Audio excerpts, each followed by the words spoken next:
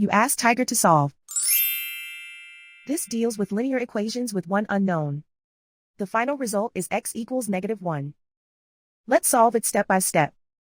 Group all x terms on the left side of the equation. Subtract 29x from both sides. Group like terms. Simplify the arithmetic. Group like terms.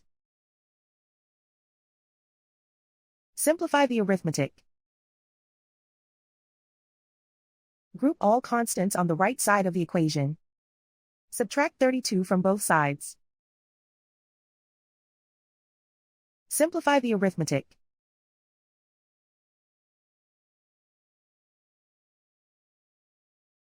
Isolate the x. Divide both sides by -7. Cancel out the negatives. Simplify the fraction.